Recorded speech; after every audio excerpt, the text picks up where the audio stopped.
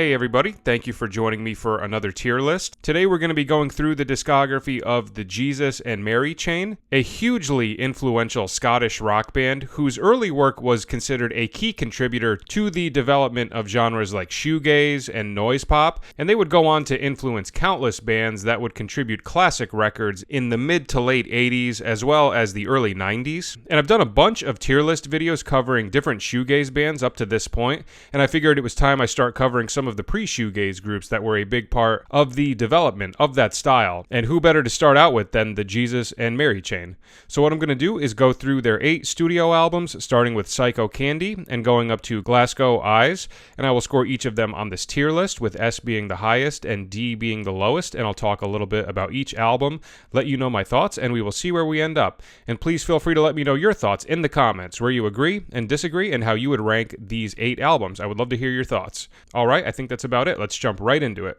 Okay, starting out, we have their debut studio album from 1985 titled Psycho Candy, and this one gets an easy S. This is an absolutely spectacular debut record, and also my number one favorite Jesus and Mary Chain album. Sonically, this album is just such a groundbreaking and radical sound for 1985, featuring this fascinating blend of noisy, distorted guitar parts that oftentimes have lots of feedback, combined with these reverb-laden vocal parts and drum parts that are very minimalistic.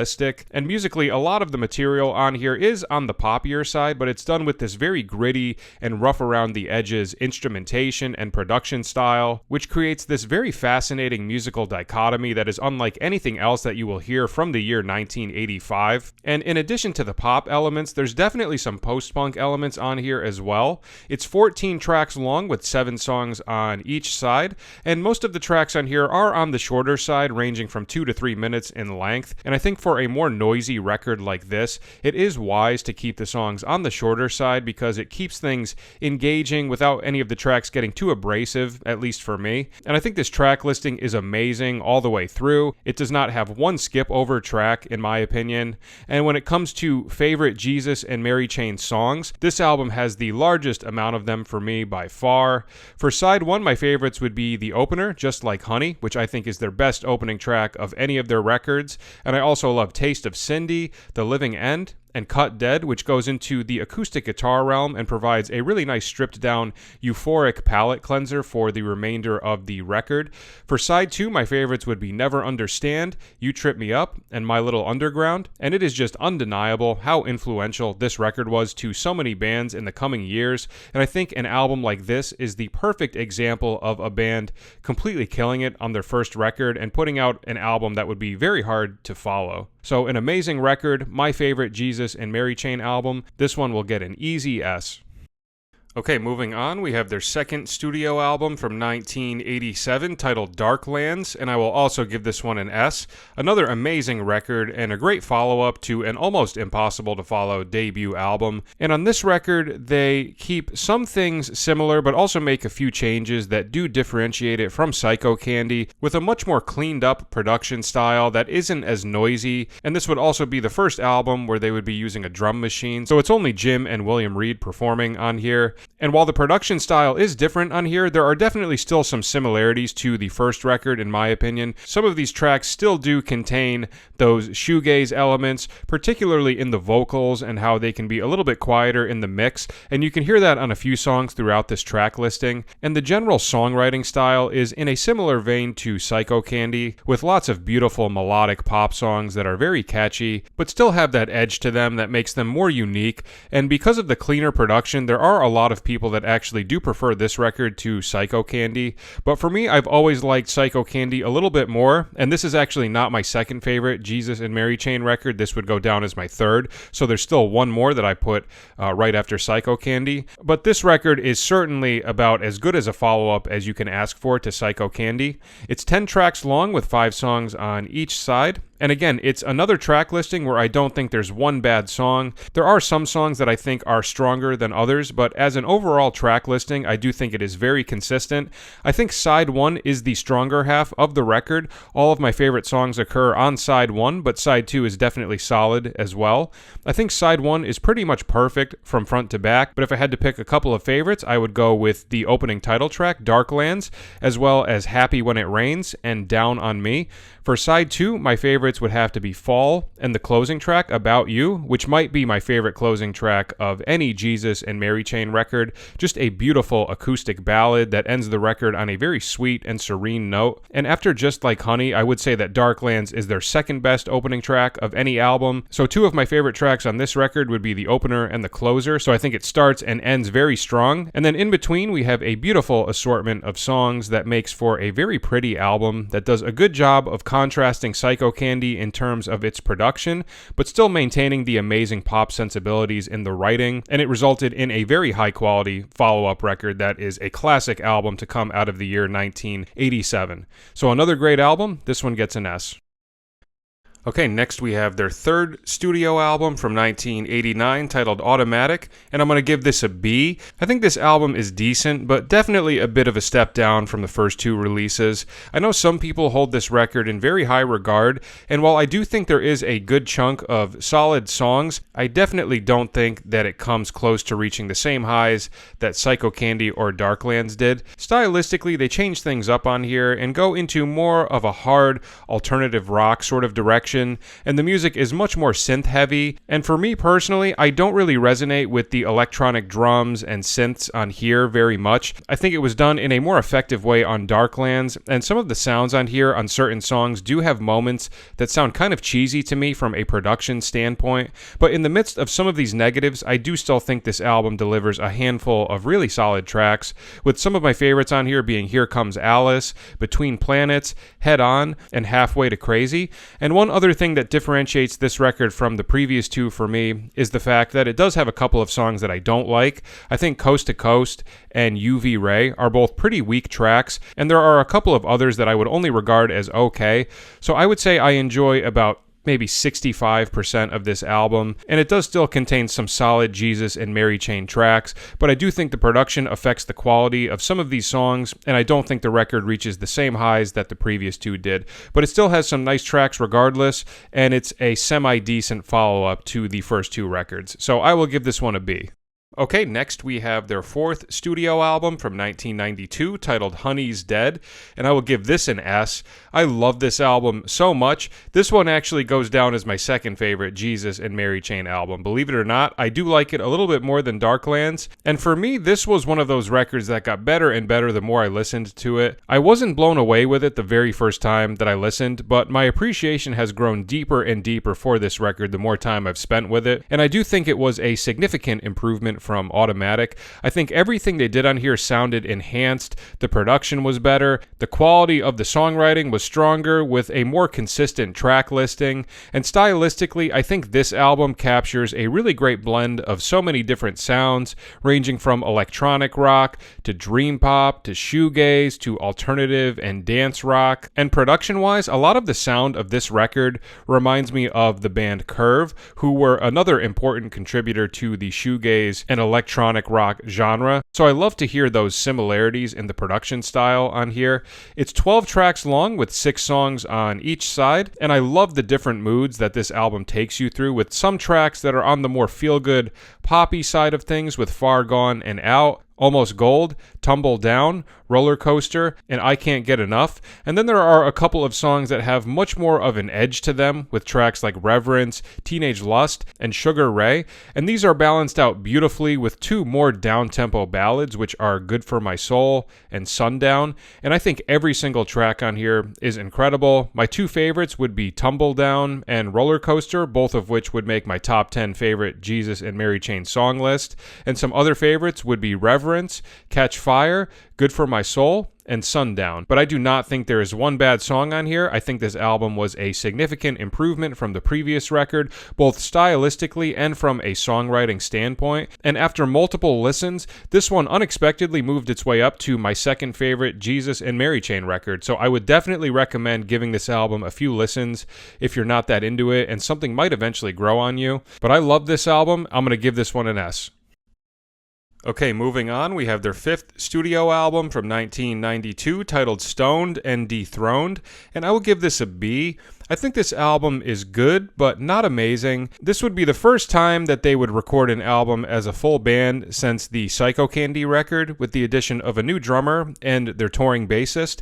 And this one takes a stylistic detour from Honey's Dead and goes in a more alternative rock realm with guitar-centered tracks, with some electric, but a lot of acoustic, and none of the electronic flavors that we had heard on the previous record. And it also has two surprising guest features with Shane MacGowan from the Pogues singing on one track, as well as Hope Sandoval from Mazzy Star doing a duet with Jim.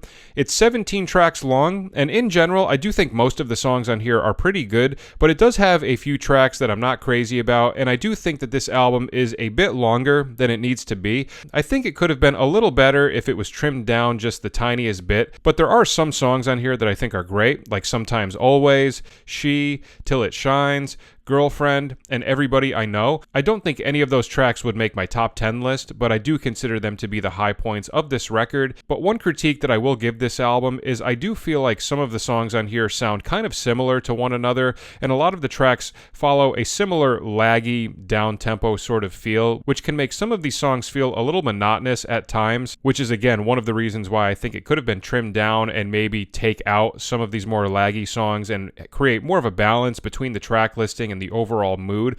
But overall, I still do think that the pros do outweigh the cons with this record, and I do find a lot of the songs on here to be very enjoyable, but I don't think it reaches the same highs that Honey's Dead, Darklands, or Psycho Candy did, but it's still a decent album regardless of that, so I will give this a B. Okay, next we have their sixth studio album from 1998 titled Monkey, and I will also give this a B. Another album that's pretty good. I would say I like it the tiniest bit more than Stoned and Dethroned, but they both have different qualities about them that I like and dislike. I know a lot of people regard this as their worst record, but I do think it is a little bit better than some people give it credit for, but at the same time, it's definitely not a perfect album, and I can understand people's critiques of it. Stylistically, this one goes in a heavier direction than Stoned and Dethroned, with lots of driving, distorted bass grooves, and less acoustic guitars, and there was a lot of tension in the group at this point, and you can hear them going in different stylistic directions with their songwriting, which can make the album feel a bit scattered at times, but it does offer up a really nice palette of different sounds with this great blend of hard rock, pop rock, punk, and electronic. It's a double album with 17 tracks coming in at almost 70 minutes in length, and I think the opening chunk of this album is very strong. I think the first 6 tracks in particular are all great, with some nice stylistic variety. I Love Rock and Roll kickstarts the album with a great energy and shows you that this record is definitely going to be a bit of a heavier one than Stoned and Dethroned, which I appreciate. And I really like the guest features of Linda Reed, who is Jim and William's sister, and Hope Sandoval on tracks 5 and 6. But once we get past track 6, that is where the album does start to lose me a little bit. There is a decent string of tracks that are pretty underwhelming to me, and I think they could have been left off the album entirely. I don't necessarily think that it was essential to make this a double album. I think the quality over quantity would have been a better choice for this record, because it does feel like a bit much, and I think if they had trimmed it down to maybe 10 or 11 tracks, this would have definitely been an album that could have made it into the A tier for me. And even though there is a string of songs that I find underwhelming, there is still a handful of songs in the remainder of the track listing that I do really enjoy, with the songs Supertramp, Never Understood, Black, and the closer, I Hate Rock and Roll. So while I don't love every track on here, I do think the good songs are of very high quality and do help carry a lot of this record. It's got a chunk of songs that I could do without, and in a perfect world, I wish they would have just left those songs off of this album, because like I said, it is a bit too long, similar to Stoned and Dethroned. Dethroned. Although Stoned and Dethroned was long in the sense of just having too many songs, but the album length didn't really get affected by that. But this one suffers from both having too many songs and being too long. But I do think the good tracks on here are very good, and stylistically I do prefer the direction that they went on here with the heavier instrumentations, and the production resonates with me more. And I would just say that I like this album slightly more than Stoned and Dethroned because of that, but I do view both of these records in a very similar light. So a decent album before the group would disband. This one gets a B. Okay, next we have their 7th studio album, which was a reunion album from 2017 titled Damage and Joy, and unfortunately I'm going to give this a C. I've always struggled with this record. I've listened to it a decent amount of times to see if something would eventually click, but it just has not grown on me yet, and it's a shame because I really do want to like this album. It was their big return record and their first album in 19 years, and the songs consist of a mixture of new material as well as a selection of tracks that were already released under Jim Reed or one of his bands, as well as a song by Linda Reed, who contributes vocals on 2 tracks on this record.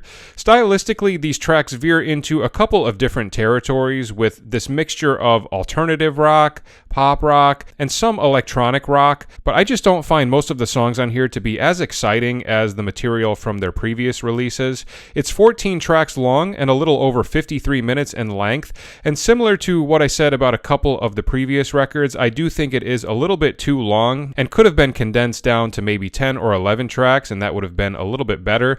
But of these 14 tracks, there's really only a couple of songs that I would say are great.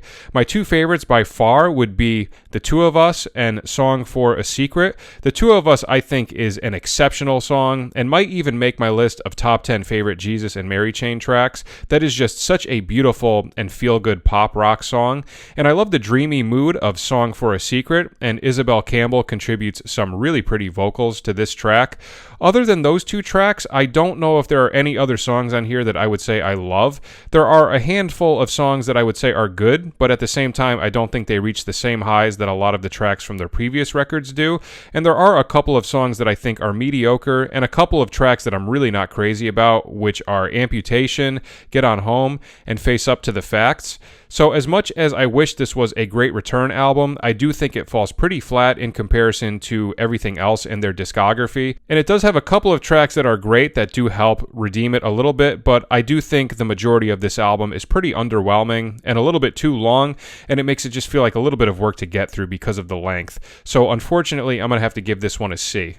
Okay, and lastly, we have their 8th and most recent studio album from 2024 titled Glasgow Eyes, and unfortunately, I'm also going to give this one a C. This is another album that is very hit or miss with me. There are a few things that I like about it, but largely I find most of it to be pretty underwhelming, and this one would go down as my least favorite Jesus and Mary Chain record. Stylistically, it contains some similarities to Damage and Joy, but also veers off into some different territories here and there.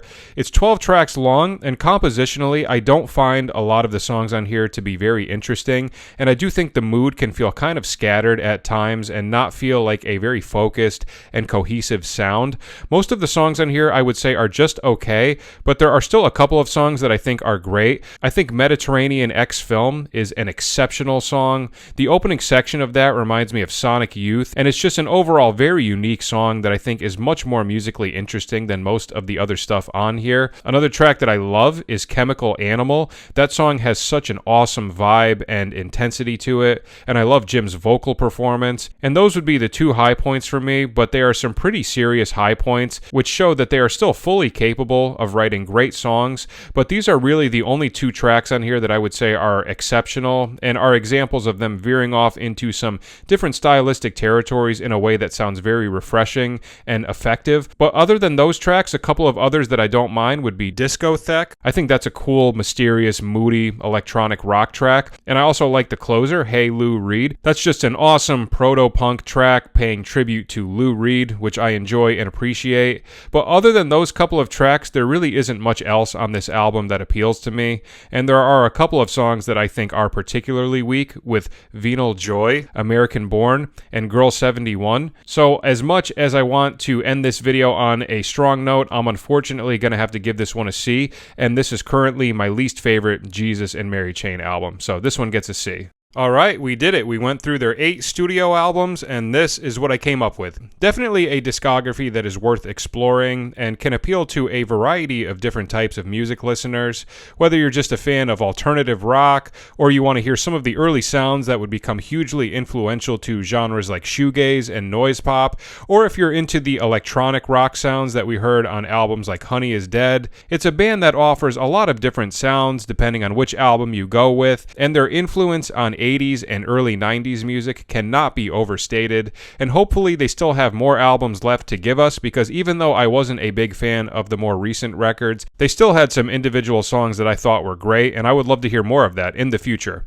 So that is it for today. Thank you so much for listening. I hope it was enjoyable, and if you're interested, please feel free to check out some of my other tier lists linked in the comments and the description, and see if there's anything else that you might like. And like I said, please feel free to let me know your thoughts in the comments, where you agree and disagree, and how you would rank these 8 albums. I would love to hear your thoughts. Alright, that is it for today. Thanks again for watching, and I'll see you at the next video. Take care.